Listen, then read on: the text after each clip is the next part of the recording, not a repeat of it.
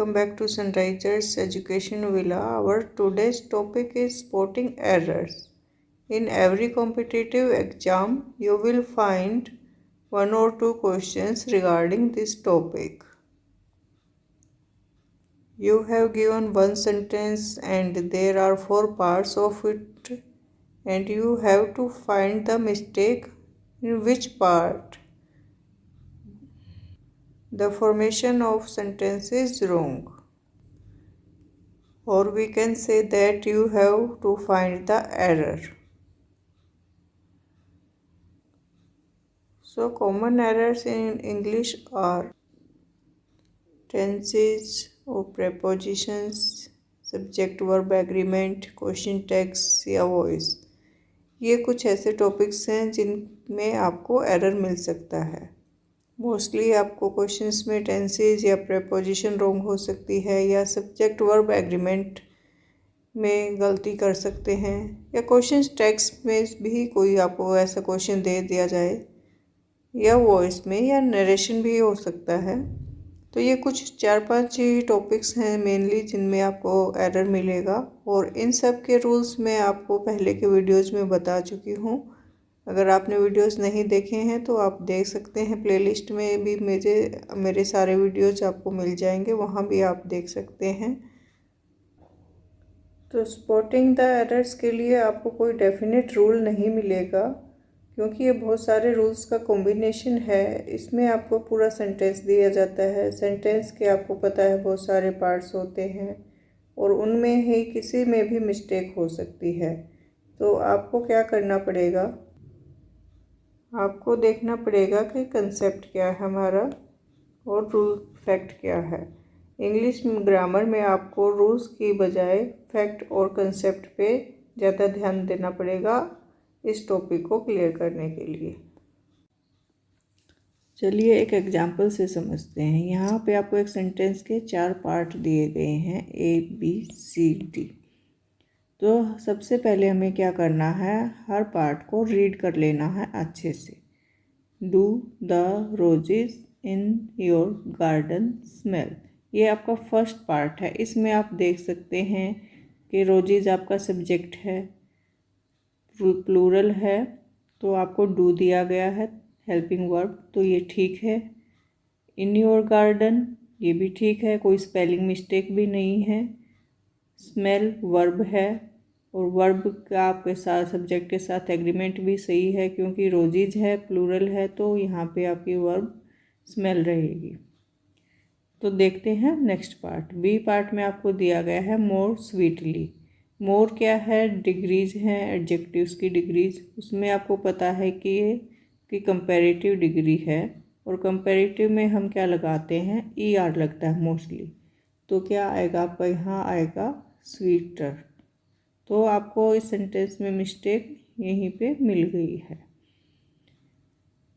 Sweater के साथ आप देख सकते हैं थर्ड पार्ट में देन दिया गया है। कंपैरेटिव डिग्री के साथ आपका कंपैरिजन में देन आता है। दोज इन आवर्स और नो एरर। तो यहाँ तक पहुँचने की आपको ज़रूरत ही नहीं है, क्योंकि बी पार्ट में ही हमें एरर मिल चुका है। तो इस तरीके से आपको क्वेश्चन सोल्व करने हैं।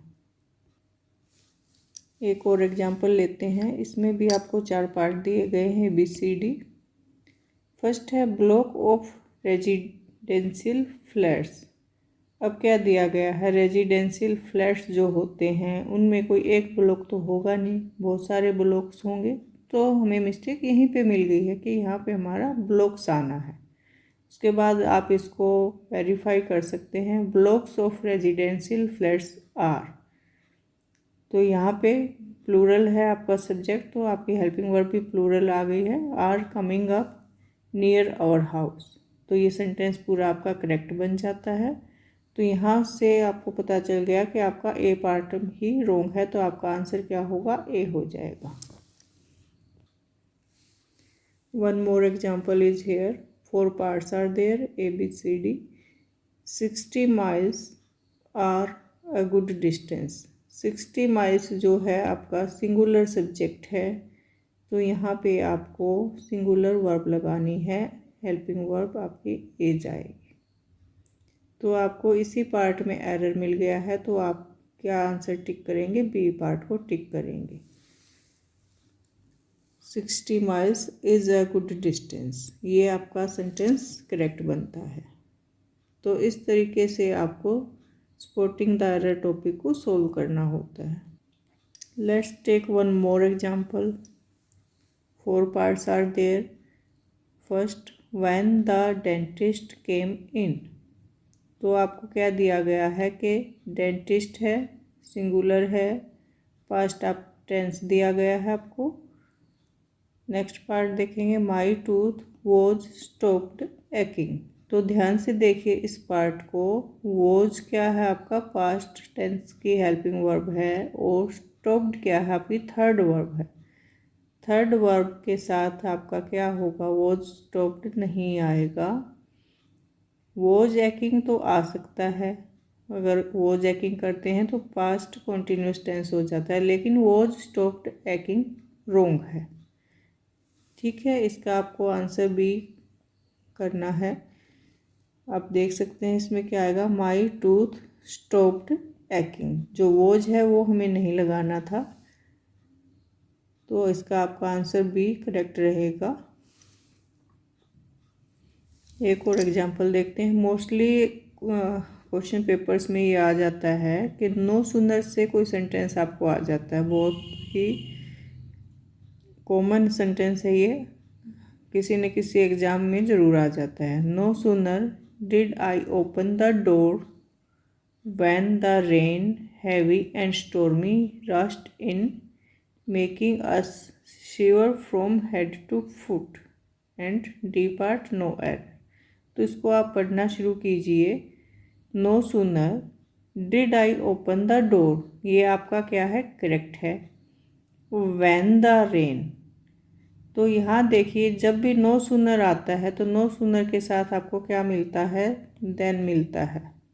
अगर यहाँ पे देन होता तो करेक्ट था, अगर व्हेन आ गया है तो आपका ये रोंग है, तो आपको एरर बी पार्ट में ही मिल जाता है।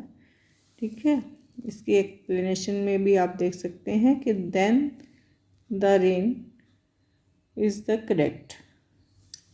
तो ऐसे बहुत सारे छोटे छोटे रूल्स होते हैं इसमें, जो भी एक वीडियो में कवर नहीं हो पाएंगे, इसलिए मैं कुछ शॉर्ट्स वीडियो बनाऊंगी और उन सब में आपको बहुत सारे रूल्स, बहुत सारे ट्रिक्स इस टॉपिक के मिलेंगे। तो तब तक के लिए आप देखते रहिए हमारा चैनल।